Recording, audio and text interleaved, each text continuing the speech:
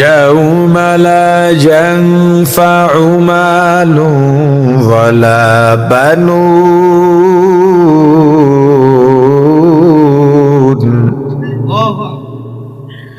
إلا من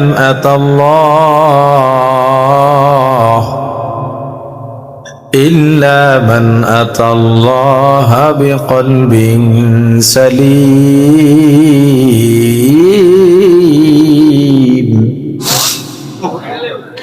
আল্লাহ বলেন কিয়ামতের ময়দানে লা ইয়ানফা, কোনো উপকারে আসবে না, মালুন, মাল দৌলত, ধন সম্পদ, প্রভাব প্রতিপত্তি, কোনো লাভ নাই, ওয়ালা বানুন, সন্তান সন্ততি, নেতা নেত্রী, ক্ষমতা, কিয়ামতের ময়দানে এগুলোর কোনো দাম নাই, কোনো উপকারে আসবে না। আল্লাহ বলেন ইল্লা মান আতাল্লাহ, যারা আমি আল্লাহর কাছে আসবে, কি নিয়া, বিকলবিন সালিম, একটা পরিচ্ছন্ন শুদ্ধ কলব নিয়া। সুন্দরে কোনো লাভ নাই, সুন্দরে যদি কোনো ফায়দা হতো, সুন্দর দিয়া যদি মানুষকে যাচাই করা হতো, আবু জাহেলের চেহারা দেখতে প্রায় আমার রাসূলের মতো ছিল, অনেক সুন্দর ছিল, জান্নাতে যাবে, কথা বলে না। অথচ একজন হাফসি গোলাম, মানুষ যত কালো হোক না কেন হাতে তালু সাদা থাকে, আর হযরত বেলাল এমন কালো, এমন কালো, হাতের তালু পর্যন্ত কালো ছিল। আমার রাসূল মেরাজ থেকে আসার পরে বলে, আরশের পায়ার মধ্যে আমি বেলালের হাঁটার আওয়াজ পাইছি। আল মুয়াদ্দিনুন আতওয়ালুন নাসি আনাকান ইয়াউমাল কিয়ামাহ, কিয়ামতের ময়দানে বেলালের ঘাট সবার উঁচা থাকবে, সবচেয়ে বেশি সম্মান থাকবে।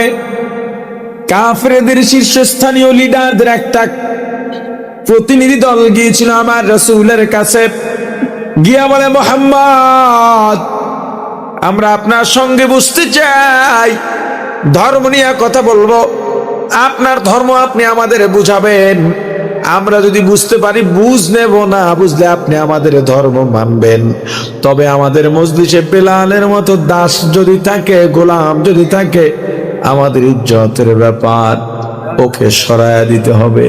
আল্লাহ জানায়া দিলেন, হাবিব আমার, সারা দুনিয়ার সব কাফেরদের লিডার যদি এক জায়গায় করা হয়, আমার বেলালের পায়ের ধুলার সমান হবে না। বর্ণবাদ খতম করেছেন মুহাম্মদুর রাসূলুল্লাহ সাল্লাল্লাহু। আর তুমি লইছো নেনসল ম্যান্ডেলারে মিয়া কসুর বয়ানদার করাও, এ কদিন কবে এই পৃথিবীর যত সভ্যতা, ভদ্রতা, মানবিকতা, মানবতা, ইনসাফ, ন্যায় বিচার, সাম্য, সামাজিক মর্যাদা, যেই তিনটা ভিত্তির উপরে বাংলাদেশ ৭১ স্বাধীন হয়েছিল, এগুলো আমার রাসূল প্রতিষ্ঠা করেছেন ১৫০০ বছর আগে। মুসলমান এতকাল কইছেন হুজুররা এক হইয়া আন, এতকাল কি কইছেন, কথা কয় না। এবার হুজুররা এক হইয়া আসছে, এখন কি করেন দেখা যাবে। রাষ্ট্র ক্ষমতা ইসলামকে নিতে হবে, সেই ফ্যাসিবাদের জগদ্দল নির্যাতনের জগদ্দল পাথর উপড়ে ফেলেছি আমরা। আমরা কথা বলতে শিখেছি, রক্ত দিতে শিখেছি। যুব সমাজ সেনজি এখন আর অন্যায় সহ্য করে বসে থাকবে না। আগামীর বাংলা ইসলামের বাংলা, আগামীর সংসদ ইসলামের সংসদ। হিসাব সোজা না বেহা, কথা কয় না, একদম সোজা। কোন মুসলমান যেই দলে খুন খারাপি, ওই দল আমার না। যেই দলে চাঁদাবাজি, ওই দল আমার না। যেই দলে ধোঁকাবাজি, ওই দল আমার না। কথা ঠিক? আল্লাহ বলেছেন রাসূলের আদর্শ মানো। লাকাদ কানা লাকুম ফি রাসূলিল্লাহি উসওয়াতুন হাসানাহ। हम सिराते मुस्तफा दर तमामी हाले युकुन इत्तिबाए সুন্নতে খায়রুল বশার গিরে লাজম তাবুয়া বি আয়ে পেসার মুহাম্মদ আরবি है व नबी रस्ते पेशवा मुहम्मद अरबी है व नबी रस्ते पेशवा आलम हुआ उसकी पैदाइश से उजाला आलम हुआ उसकी पैदाइश से उजाला शफीउल उमम हमारा नबी रोज क़यामत शफीउल उमम हमारा नबी रोज क़यामत शफाअत करेगा अल्लाह के पास गुनाहगार उम्मत शफाअत करेगा अल्लाह के पास गुनाहगार उम्मत ला इलाहा इल्लल्लाह ला इलाहा इल्लल्लाह ला इलाहा इल्लल्लाह ला इलाहा इल्लल्लाह ला इलाहा इल्लल्लाह ला इलाहा इल्लल्लाহ। প্রাণের ভাই আমার আল্লাহ যেহেতু নির্ধারণ করে দিয়েছেন রাসূলের আদর্শ শ্রেষ্ঠ, এবার বোঝার চেষ্টা করো রাসূলের আদর্শ কি। রাসূল দুনিয়াতে আসার আগে ওই যুগকে বলা হতো আইয়ামে জাহিলিয়া, বর্বর যুগ। ওই যুগের নারীদের কোনো ইজ্জত ছিল না, নারীদের কোনো সম্মান ছিল না। কুকুরের যতটুকু অধিকার নারীর ততটুকু অধিকার ছিল না, কারণ মহিলা কুকুরের কাছে পুরুষ কুকুর যাইতো ভাদ্র মাসে, আর নারীর কাছে পুরুষ সুরাতের কুকুররা যাইতো 12 মাস। আমার রাসূল দুনিয়াতে এলেন, সেই নারীর অধিকার এমন ভাবে প্রতিষ্ঠা করলেন, আমার রাসূল ঘোষণা দিলেন যার একজন কন্যা সন্তান হবে তার জন্য একটা জান্নাত। আস্তে কোন যার 2 জন কন্যা সন্তান হবে তার জন্য 2টা জান্নাত, যার 3 জন কন্যা সন্তান হবে তার জন্য 3টা জান্নাত। আমার রাসূল আরো বললেন ক্বালান নবী সাল্লাল্লাহু আলাইহি ওয়াসাল্লাম আল জান্নাতু তাহতা আকদামিল উম্মাহাত আও কামা ক্বালান নবী আলাইহিস সালাতু ওয়াসসালাম। আমার রাসূল বলেছেন, হে দুনিয়ার পুরুষ জাতি, জেনে রাখো যেই নারীকে তুমি অসম্মান করো করবা না, কারণ নারীর পায়ের নিচে তোমাদের জান্নাত। বলবে না হাদিসে তো আল্লাহ রাসূল বলেছেন মায়ের পায়ের নিচে সন্তানের বেহেশত, আপনি বললেন পুরুষের জান্নাত নারীর পায়ের নিচে। মায়ের সন্তান ছেলেও হয় মেয়েও হয়, কিন্তু মেয়েরা আবার মা হয়ে যায়, ছেলেরা কখনো মা হতে পারেনি। বলেন, মায়ের জাতি তো নারী, আর ছেলে সন্তান সব পুরুষ। যেহেতু পুরুষ মা হতে পারে না, এজন্য আমি বললাম সব পুরুষের জান্নাত নারীর পায়ের নিচে। এমন সম্মান, এমন মর্যাদা আমার রাসূল আসার পরে নারীদের কি দেওয়া হলো। আমাবস্যার অন্ধকার, গভীর অন্ধকার রাতে সুন্দরী রূপসী 16, 17, 18 বছরের যুবতী একা পথ চলতো, কিন্তু ইজ্জত হারাবার ভয় করতো না। তাহলে নারীর অধিকার আর সম্মান প্রতিষ্ঠা করলেন কে? মুহাম্মদুর রাসূলুল্লাহ সাল্লাল্লাহু আলাইহি ওয়াসাল্লাম। নতুন বয়ান নিয়ে আসছো, স্লোগান নিয়ে আসছো,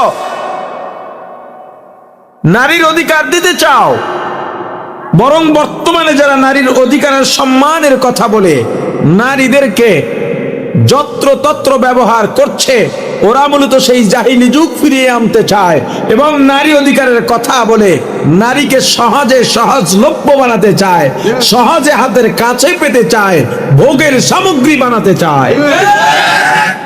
আজকে দেখেন, পুরুষের সাথে নারীর সহাবস্থান যত জায়গায় আছে, যত অফিস বলেন, নারী পুরুষ কলিগ। আপনারা দেখেছেন গত কয়েকদিন আগে এক নারী ক্রিকেটার সংবাদ সম্মেলন করেছে, তার পরিচালক তার রুমে যেতে বলেছে। আরে কথা বলেন, জানেন কিনা? তাহলে নারীরা যেখানে নারী কলিগ পুরুষ কলিগ এক জায়গায় চাকরি করে, ওই নারী সে অসম্মান হয় না পুরুষ কর্তৃক, অথবা নির্যাতিত হয় না পুরুষ কর্তৃক, এই ঘটনা খুবই কম। আরে কথা বলেন না? ইসলাম বলেছে না নারী ঘরে বসে বসে খাবে। নারী, তাহলে পুরুষের কাজে নারী অবদান রাখবে কিভাবে? রাষ্ট্রে অবদান রাখবে কিভাবে? অবশ্যই নারী রাষ্ট্রে অবদান রাখবে। ইসলামী অনুশাসন যদি হয়, নারীরা সর্বক্ষেত্রে অবদান রাখবে ঠিক, কিন্তু কোন পুরুষের লোলুপ দৃষ্টির শিকার তারা হবে না।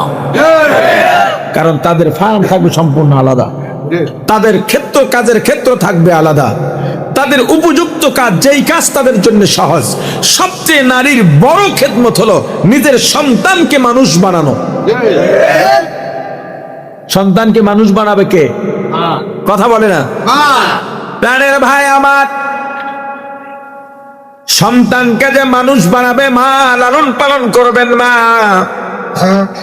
দেখেন দুনিয়ায় কোন মানুষ সর্বোচ্চ যন্ত্রণা সহ্য করতে পারে 42 থেকে সর্বোচ্চ 45%, এর বেশি 1%ও যন্ত্রণা সহ্য করতে পারে না। এর থেকে 1% বেশি যন্ত্রণা হলে হার্ট অ্যাটাক করে মারা যায়। কিন্তু একজন মা যখন সন্তান প্রসব করেন, ওই মায়ের যন্ত্রণা থাকে 52 থেকে 54। চিকিৎসা বিজ্ঞানীরাও অবাক,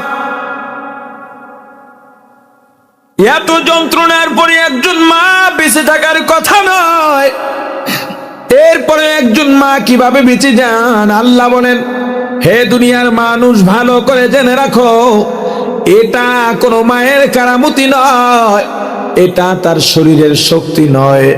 আমি আল্লাহ তোমার মাকে বাঁচিয়ে রেখেছি তোমার খেদমতের জন্যে। আদেরে কুদু রত্তুদারি বড় কামাল, আনতা রব্বি আনতা হাসবি জু জালাল তুহি কাদের জলিলুল্লাহ জাহাদার বহরহালে তুহি মেরা নিগাহদার। লা ইলাহা ইল্লাল্লাহ, লা ইলাহা ইল্লাল্লাহ, লা ইলাহা ইল্লাল্লাহ, লা ইলাহা ইল্লাল্লাহ, লা ইলাহা ইল্লাল্লাহ, লা ইলাহা ইল্লাল্লাহ। মা সন্তানকে মানুষ বানাবে। আপনি যদি আপনার বিবিকে চাকরি করবার জন্য পাঠান, আপনার সন্তান দেখাশোনা করে কে? কে করে? বলেন বলেন বলেন, সবাই জোরে বলেন।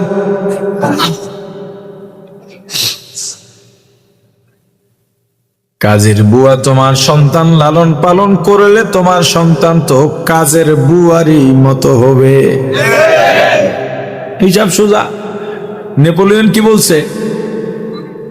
কি করছে? আমাকে একজন শিক্ষিত আদর্শবান মা দাও, আমি তোমাদের শিক্ষিত আদর্শবান জাতি উপহার দেব। একজন মায়ের গুরুত্ব আপনি বুঝছেন? আপনি সন্তানকে ঘরে ফেলায় রেখে যান চাকরি করতে, কাজীর বুয়ায় আপনার মতো যত্ন করে ছেলেরে গোসল করাবে, আদর করবে? গাঞ্জা খাইতে গেছে, ফিরেইব, আদর যাই যাও, এত এত এত করবে কে? কথা বলে না। হ্যাঁ, ও প্রাণীর ভাই, নারীদের সম্মান যেখানে যেভাবে দেওয়ার আমার আল্লাহ দিয়েছেন রাসূলের আগমনের মাধ্যমে। রাসূলের মাধ্যমে নারী যেই মর্যাদা পেয়েছে আর কেউ পায় নাই। আমার রাসূলের আদর্শ। কার আদর্শ? জোরে বলেন। এত মর্যাদা পাবার পরেও যেই নারীরা রাস্তায় নামে অধিকার আদায়ের জন্য, মর্যাদা পাওয়ার জন্য, মূলত তুমি মর্যাদার মসনদে ছিলা, সেখান থেকে নেমে কামলাগিরির মর্যাদা চাও। নারীর সম্মান কতটুকু দেখেন। আমি নারীর একটা নীতিমালা বলি শরীয়তের দৃষ্টিতে। 4 শ্রেণীর মানুষকে, কয় শ্রেণী? 4 শ্রেণীর মানুষকে বসাইয়া বসাইয়া রাষ্ট্রের খাওয়ানো ওয়াজিব। কোন শ্রম নিতে পারবে না, বসাইয়া বসাইয়া খাওয়াবে। কে খাওয়াবে? রাষ্ট্র। কে খাওয়াবে? জোরে বলেন। কয় শ্রেণীর মানুষ? কেমনে খাওয়াবে? বসাইয়া বসাইয়া। শ্রম নিতে পারবে? ভালো করে বুঝছেন। 1 নম্বরে ওই শিশু, যেই শিশুর কর্মদক্ষতা বা ক্ষমতা তৈরি হয় নাই এবং তার কোনো অভিভাবক নেই। কি নাই? শর্ত 2টা, কর্মদক্ষতা ক্ষমতা নাই, আর কি নাই? অভিভাবক নাই। এমন শিশুকে, এমন কিশোরকে বসাইয়া বসাইয়া খাওয়াবে কে? জোরে বলেন। এটা রাষ্ট্রের দায়িত্ব। এই যে বিভিন্ন হোটেলে, বিভিন্ন দোকানে শিশু শ্রম, তুমি ছোট ছোট শিশু কিশোর দিয়ে কেন শ্রম নিচ্ছ? অত্যাচারও করছ। ওকে বাবার আদর দিয়ে লেখাপড়া করাও, ওকে একটা মাদ্রাসায় পাঠিয়ে দাও, ওর বাবদ খরচা দাও। তবুও যদি না হয়, এই দেশের সর্বশ্রেষ্ঠ গরিবের বন্ধু কওমি মাদ্রাসায় পাঠাও, যেখানে গরিব ছেলেদের খাওয়ায়, পড়ায়, শিখায়। আরে কথা বলে না। গরিবের বন্ধুকে তো মাইক ফাড়াও মিয়া, কিন্তু বাথরুম নাও তো খাইয়ে লাও। কথা কেন? রায়েরবাগ বাজারে মানুষজন আসে, এটা একটা পাবলিক টয়লেট নাই, নেতায় গেছে যে ঠিক আছে টয়লেটটা আমি অনুমোদন করাই আনি, আবার পর খাইয়ে লাও। টয়লেট কি করে? খাইলে খুব মজা, এ খাইয়ে লাও।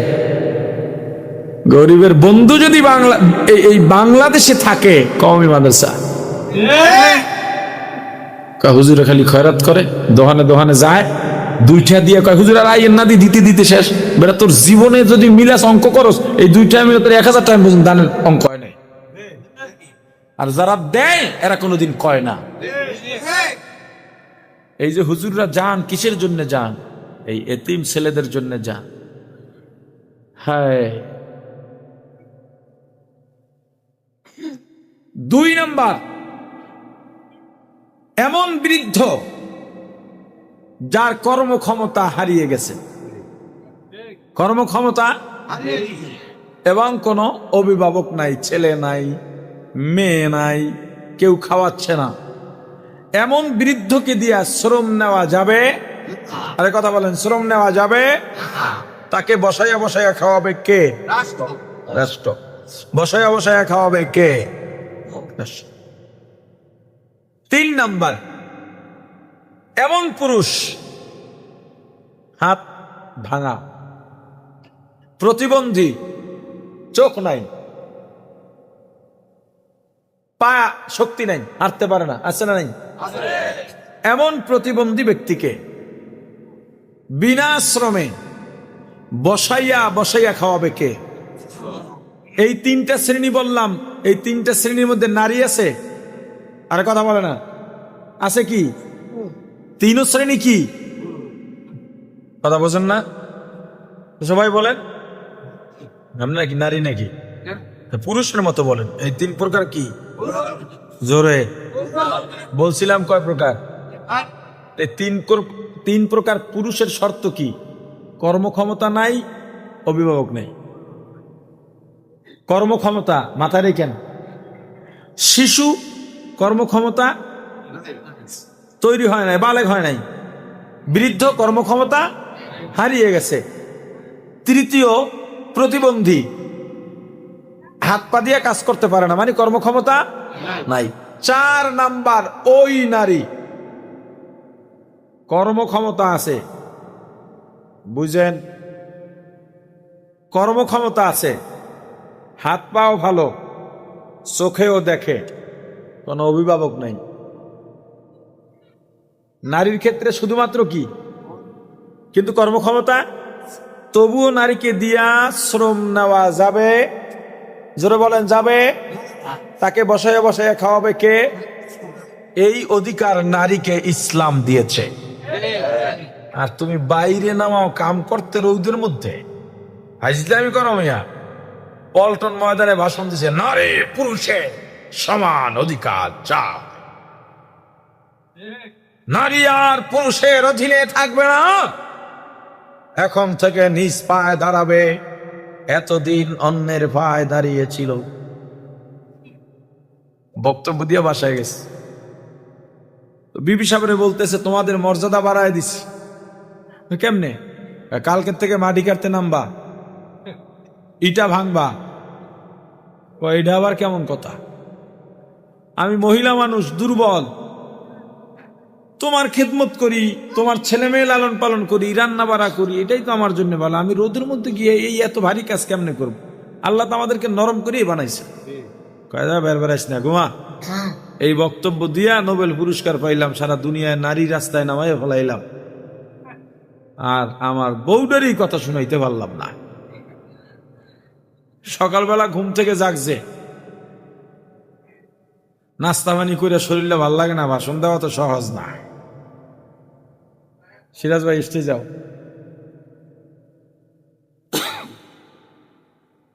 ভাগ্যে চাইছিল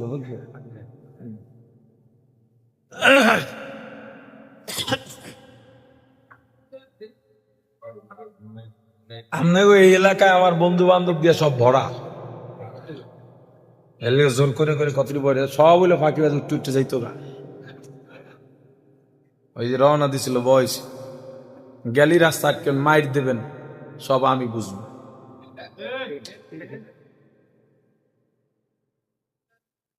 ডাক্তারের কাছে গেছে, ডাক্তার শরীরটা ভাল লাগে না, এটা চেক টেক করো। কয় খাওয়া দাওয়া হয়েছে? কয় না তৈলে হবে না, কালকে খালি পেটে প্রসাব নিয়ে এসেন, রাস্তা মাপার চাকরি শুরু হইতে পারে। রাস্তা মাপা বুঝেন না? ফজরে তো ওঠে না, আল্লাহকে উঠবি না তো উঠানের ব্যবস্থা করি, ওঠে ঠিকই, এরপর নামাজ পড়ে না। পরদিন ফজরে ঘুম ভাঙছে, প্রসাব করে বোতল ভরে একটা ঘরের খুঁটির গোড়ায় রেখে দিয়েছে, পিলারের গোড়ায়। চিন্তা করছে একটু ঘুমাই, ক্লিনিক খুলতে তো সময় লাগবে। দেখবেন অনেক ঘরের গ্রামের মহিলারা ফজরের পরে উঠা ঘর ঝাড়ু দেয়। নেতার বউ তো কোনো কাহিনী টাহিনী জানে না, ও ঘর ঝাড়ু দিতে গিয়া বোতল কাইতিয়া পড়ে গেছি গা। তো নেতার বিবি সাহেব চিন্তা করতেছে সর্বনাশ, এটি রাখছিল কিল লেগে, জানতে পারলে তো কিল একটাও বাইরে পড়বে না। বাইরে যদিও নারী অধিকারের কথা বলে, ঘরে যে বউ কিলায় এটা তোর মানুষে জানে না। তো এখন যাক কিল টিল দুই একটা খাইয়া না হয় বললাম, কিন্তু গোডাউন তো খালি। তো যাক প্রসাবেরই তো দরকার, ব্যবস্থা করে জায়গাটা জায়গায় রেখে দিছে। নেতার টাইম মতো উইঠা বোতলটা হাতে নিয়ে পেটটা ঢুলাইতে ঢুলাইতে ডাক্তার রেখেছে গেল। Doctor check up take up করে ওরা টেস্ট করে রিপোর্ট হাতে আসছে, রিপোর্টের দিকে তাকাইয়া ডাক্তারের চোখ এরম বড় বড় হয়ে গেছে। একবার রিপোর্টের দিকে তাকায় আর একবার নেতা সাহেবের দিকে তাকায়। নেতা বলে ডাক্তার কি সমস্যা, বেশি টেনশন করো না, টাকার অভাব নাই। ডাক্তার কয় নেতা টাকা দিয়ে সব সমাধান হয় না, তাড়াতাড়ি আপনি এদিকে নরম সোপায় বহেন। কম্পাউন্ডারে কয় ফ্যানটা সাইডে দে। নেতা কয় সমস্যা কি বড়? ডাক্তার কয় 9 মাস। কয় মাস? ভারী বোঝা নেওয়া যাবে না, সিঁড়ি পাওয়া যাবে না, পিচ্ছিল পথে হাঁটা যাবে না, বেশি বেশি টক খাবেন। সময় কিন্তু খুব কাছে, নড়াচড়া শুরু হয়ে গেছে। নেতা চিৎকার মাইরা দৌড় দিছে বাসায় যাওয়ার জন্য। রাস্তা দিয়া যায় না, ভাতাইলা ক্ষেতের মধ্যে দিয়া দৌড় দিছে। বিবি কেমনি কি কিছুই জানি না, ভয় লাগে বল, ইজ্জতের ব্যাপার হয়ে দাঁড়াইছে। বিবি ডাইকা কয় একটা 9 মাসই শেষ। কয় মানে কি? কয় আমার 3টা 9 মাস গেছে, তোমার একটা আরো 2টা বাকি আছে।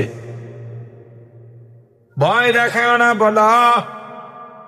বিবি ঘটনা খুলে বলে এগুলো কিছুই না, কিন্তু তুমি আমাকে বলো তোমার পেটে ব্যথা করে বলে না, তোমার মুখে ঘা হইছিনি বলে না, আমার এক একটা 9 মাস কেমন গেছে জানো? এক এক মুহূর্ত মনে হয়েছে এক একটা 9 মাস। সুখের 12 মাস তোমরা নিয়া, দুঃখের কষ্টের 9 মাস আমাদের ভাগে ফালাইয়া, সমান অধিকারের স্লোগান দেওয়ার চাইতে বড় প্রতারণা, ধোঁকাবাজি, বাটপারি আর না। এ স্বামী বলো, ইসলাম যে নারীর অধিকার দিয়েছে, তোমরা সেই অধিকার দিতে পারবানি? বলে ইসলাম কি অধিকার দিয়েছে? তোমাদের জুমায় যেতে হয়, আমাদের জুমায় যাওয়া লাগে না। ঘরে বসে অক্তিয়া নামাজ পড়লেই জুমার সওয়াব পেয়ে যাই। তোমরা যদি শহীদ হইতে চাও, তোমাদের যুদ্ধের ময়দানে গিয়া প্রতিপক্ষের আঘাতে ক্ষত বিক্ষত হয়ে রক্তাক্ত হয়ে মারা গেলে তবেই শহীদ হইবা। আমাদের যুদ্ধের ময়দানে যাওয়া লাগে না, আমরা ঘরে বসে সন্তান প্রসব করব, সন্তানকে দুধ পান করাবো। এক ফোঁটা ফোঁটায় ফোঁটায় আমরা শহীদের মর্যাদা পেয়ে যাই। তুমি 60, 70, 80 বছর তাহাজ্জুদ পড়বা, নফল নামাজ পড়বা, জিকির করবা, দরুদ পড়বা, ইস্তেগফার করবা, এতে যা সওয়াব পাইবা। আর আমি রাতে তুমি শোয়ার পর তোমার মাথায় একটু তৈল মালিশ কইরা দিলে তার চাইতে বেশি ফজিলত পাওয়া যায়। তো বলো এমন অধিকার দিতে পারবা? কয় না। তাহলে আজকের থেকে বক্তব্য পাল্টাও, স্লোগান পাল্টাও। নারীর অধিকার যদি দিয়ে থাকে একমাত্র ইসলাম দিয়েছে, আমার রাসূলের আদর্শ। আইয়ামে জাহিলিয়ার যুগে সাদা আর কালো, সুন্দর আর কালো, গোত্রবাই গোত্র দ্বন্দ্ব ছিল, বর্ণবাদ। সুন্দর মানুষেরা কালো মানুষকে মানুষই মনে করতো না, তাদের সঙ্গে বিবাহ বন্ধনেও আবদ্ধ হতো না। আমার রাসূল দুনিয়াতে আসার পরে বললেন, না না, কোনো বর্ণবাদ থাকবে না, সাদা কালো থাকবে না, সবাই সমান। কথা বলে না? রং দিয়া মানুষ যাচাই করা যাবে না, অর্থ দিয়া মানুষের সম্মান কম বেশি এটা নির্ধারণ করা যাবে না, ক্ষমতা কার কম বেশি, বংশ মর্যাদা কার কম বেশি, এটা দিয়া কার শিক্ষা কম বেশি, এগুলো দিয়ে মানুষের মর্যাদা নির্ধারণ করা যাবে না। মানুষের মর্যাদা যদি নির্ধারণ করতে চাও, করতে হবে কলব দিয়া। কি দিয়া? আরে বলে না।